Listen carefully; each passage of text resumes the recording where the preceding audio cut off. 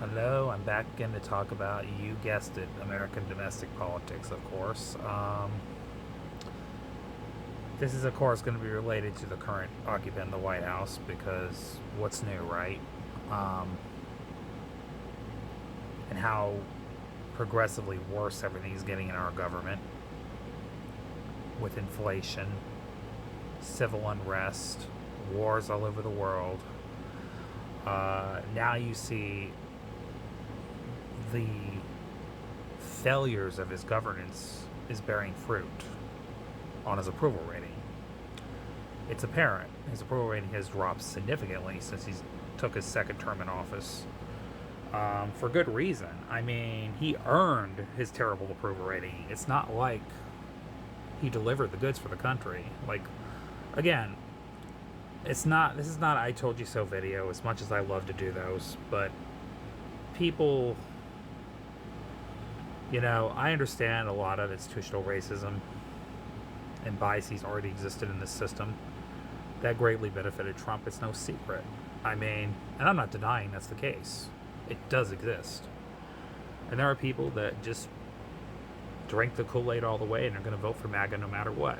Um, but that being said, there was a lot of people out there that were independent voters and that were younger, especially male voters, Hispanic voters, working class Hispanics, that for whatever reason were misled and were desperate and would want to vote for anything but the status quo.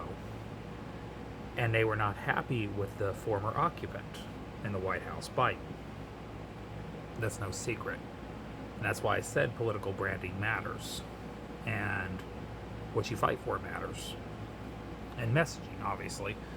And the Democratic Party, I believe, failed at that at so many levels. And then people's concern with the wars all over the world, which, by the way, are even worse now with Trump.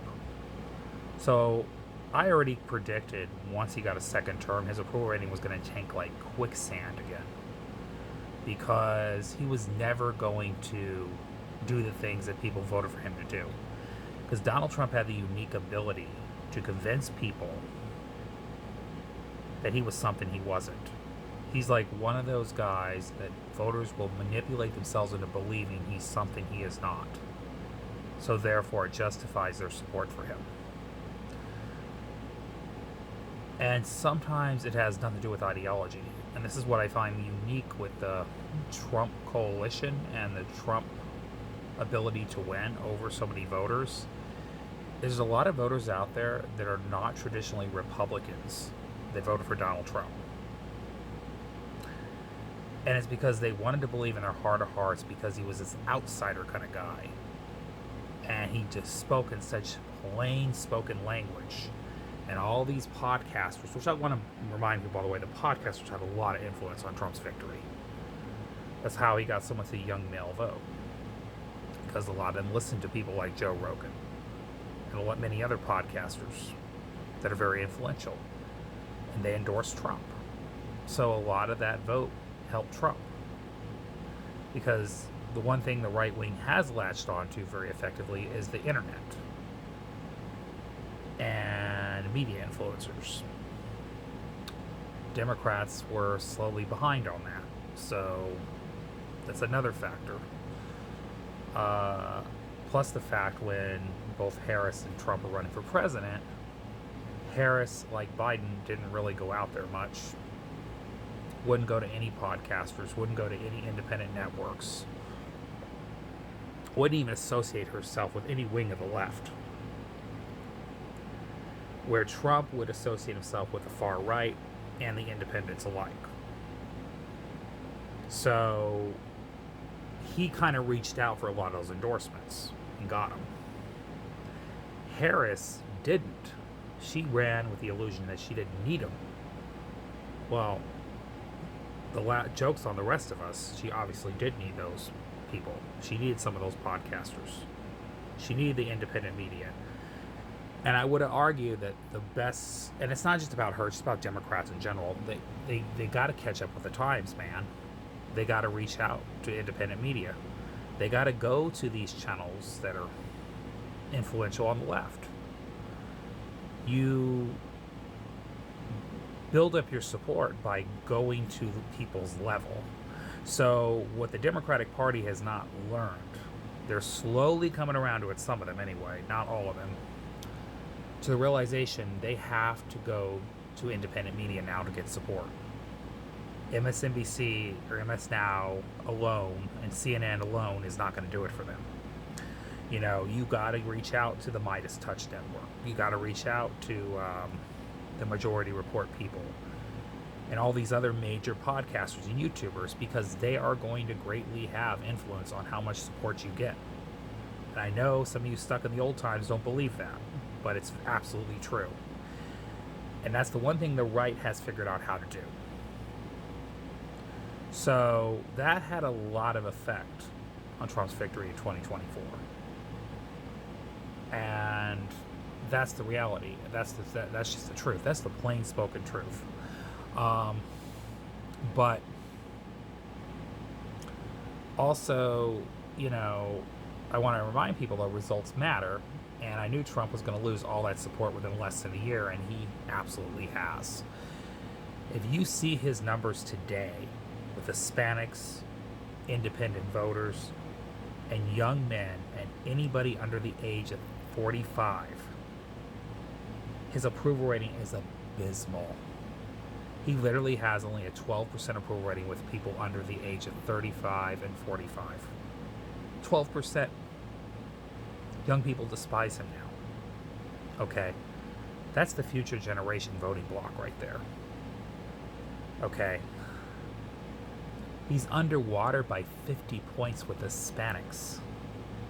Which I want to remind people, he narrowly won a big chunk of Hispanics. Alright. He's underwater by 50 points with young men. That's ginormously catastrophic for the GOP. These are huge demographics of groups of voters that are going to make a huge difference in all these elections coming up. And it's not going to be just for 2026. It's going to be for 2028 and on. Because the GOP has effectively tarnished their trust with voters overall. Because we've been through a lot in this country, and let me tell you what's going on in this country right now was totally preventable, and the voters in this country now know it.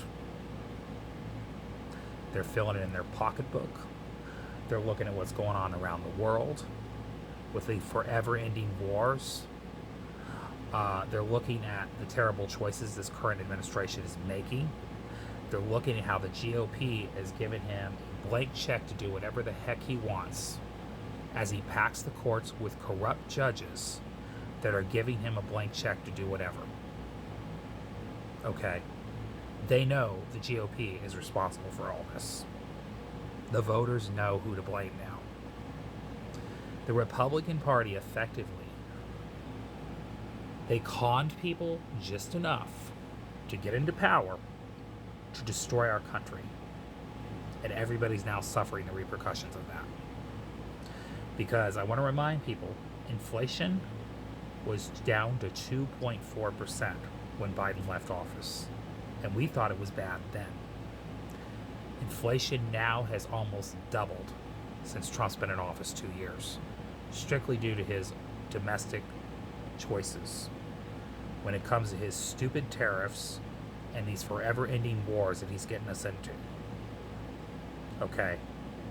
People know that Donald Trump's executive choices and the policies that Congress approved are responsible for them hurting at the gas pump in their pocketbook. So that's all I want to talk about in this video. I'll probably do another one in a second here. Anyways, y'all have a great day, great night, great morning. God bless. Love y'all.